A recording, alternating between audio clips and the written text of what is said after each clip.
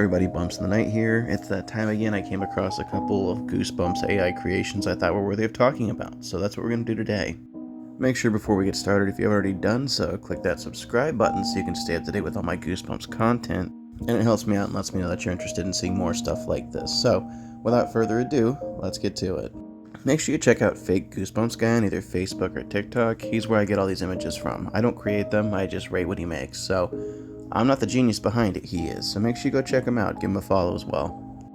Bornado, and the tagline to this one is Hogwash. My guess is plot-wise, kid's family inherits a farm from a dead relative, they move there to take over said farm. Let's base it out in Kansas because that's right in the middle of Tornado Alley.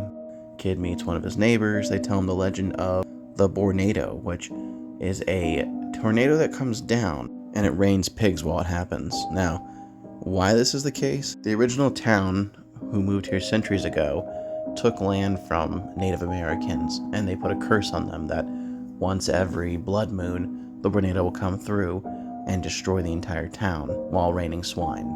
If I had to guess, it's going to land somewhere in that chicken range, just kind of not really worth more than one read.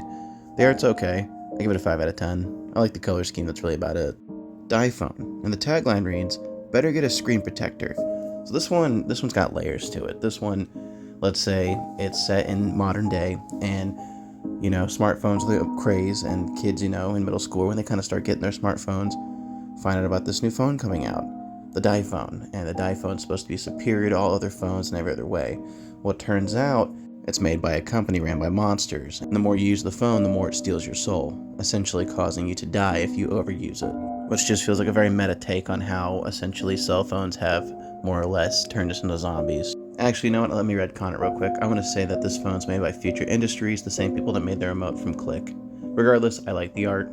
I would definitely read it. I'm going to give it a 7.5 out of 10. Bad Farm, and the tagline reads, ask not for whom the cowbell tolls. So in this one, I'm going to go with, we've got a farm that's got a pack of vampiric animals. Whether it's just the cows or all the animals, they're vampires. And the only person who can tell they're vampires is the main character of the story. And he spends the majority of the story trying to explain to his parents that the vampire animals are draining the color from the vegetables. I guess it's a soft take on Bunnicula, if you will. I could see this one having a plot resolution where he doesn't really stop the animals from being vampires, but just learns to live with them and decides that they're really not that bad. Either way, the art's pretty neat. I'm going to give it a 6.5 out of 10. I would definitely read it at least once. My School is Also a Monster, and the tagline reads, a hungry place for hungry minds. So, let's say a protagonist is going to a new school that was recently built, and it's supposed to be advertised as like the premier school for the sharpest young minds to go. Well, it turns out, kids start going missing one by one. They go to school, they never come back. Well, that's because the school's actually a monster and it's eating them. Well, not eating them per se, it's storing them inside it, and it's making a hive mind out of them and siphoning off their life energy. Plot twist is this: after the protagonist frees the children from the school and either burns it down or defeats the school monster, they come to find out that the entire town's actually a monster, and the school was its baby. There's your good Goosebumps plot twist. The art's a 7 out of 10, and I definitely read it at least once. Melon Man, and the tagline states, these seeds will spit you out. Well, Florida's known as the watermelon state, as it produces the most watermelon in the US, so this one's going to be based in Florida. Let's say there's a small town that literally makes all its money from growing and selling watermelons, and there's a legend of the Melon Man, who essentially is the reason the watermelons flourish there. Let's say a group of friends go investigating it, and it turns out that he's more monster than man. Well, he controls the town with the watermelon they eat, which is more or less his flesh. Let's give this one a dark ending. Our group of protagonists are actually captured by brainwashed adults and force-fed the watermelon man's skin, and they end up being part of the cult. And it ends with them all going to work the summer away in the watermelon fields. And even though they don't want to, they can't stop themselves from doing it because their bodies are no longer under their control. So they have free will of thought, but they can't stop themselves from doing what the Melon Man tells them to. There, it's okay. It doesn't particularly pop. The color scheme does, because it matches the watermelon colors, but I don't know, 4.5 out of 10. Definitely worth at least one read. The Attack of Spider-Boy. Well, this one's pretty self-explanatory. Got a kid obsessed with comic book heroes, has a scientist move in next door, regularly goes to help the scientist with chores and hoping the scientist can give him powers. He ends up feeding the scientist's pet tarantula. He ends up touching it. It shoots the little hairpins in him, which then cause him to get sick and transform into Spider-Boy. Now, the kid doesn't realize he's a monster. He thinks he's helping people, but he's actually out here attempting to hurt people. He doesn't have control of himself.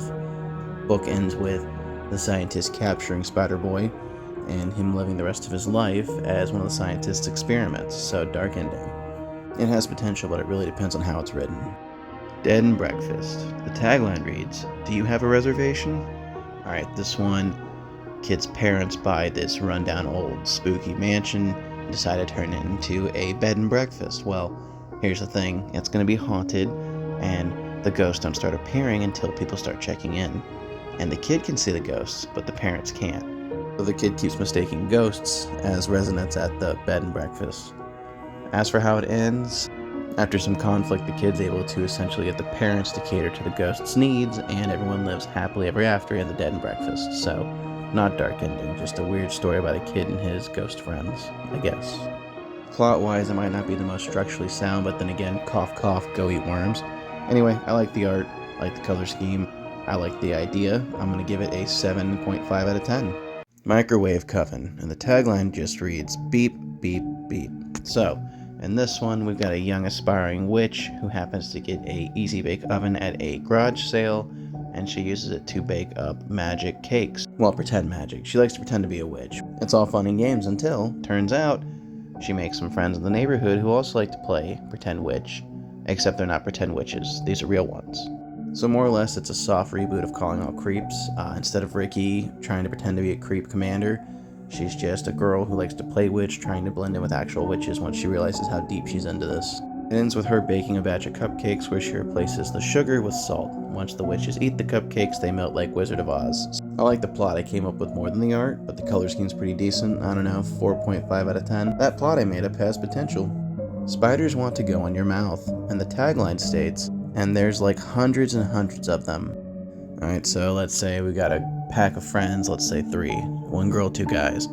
And they're joshing around on the playground, talking about urban legends and stuff, and the second male friend, who's not the protagonist, tells the other 2 friends about this old nursery rhyme he knew called "Spiders Want to Go in Your Mouth." They travel from all directions, be it north or south. Inside your bodies will they remain, while they spin their sticky webs inside your brain. And eventually it'll drive you insane. Main character thinks it's stupid until that night he wakes up and finds a spider crawling on his face, and it's kind of like go eat worms. As each night progresses, more and more spiders try to essentially crawl into his mouth, and he has to do something to appease the spiders or break the curse. Before it's too late, he goes insane with spider brain. The cover looks like Frankie Muniz from Malcolm in the Middle, so I'm going to give that one an 8 out of 10. I'd read it at least once. Scarakeets, and the tagline reads, "They're tired of birdseed." Alright, so let's say there's a new form of bird, a special subbreed of parakeet known as scarakeets, and scarakeets have the ability to project scary dreams into your head based off the sound vibrations their songs give off, so they're really popular with like middle-aged tween boys. Let's do a soft take on essentially Little Shop of Horrors. So one day the scarakeets appear during an eclipse. This pet shop owner picks them up and starts selling them. They get popular because they can induce scary dreams, but the problem is every time you have a bad dream, the scarakeets get bigger, because it turns out they're an alien life form that is parasitically feeding on your bad dreams and fear. They're beaten by good vibes, which I guess is a soft take on It Came From Beneath the Sink, but what are you gonna do? The art's okay. The color scheme reminds me of Stay at the Basement. I'm gonna give this one a 4.5 out of 10.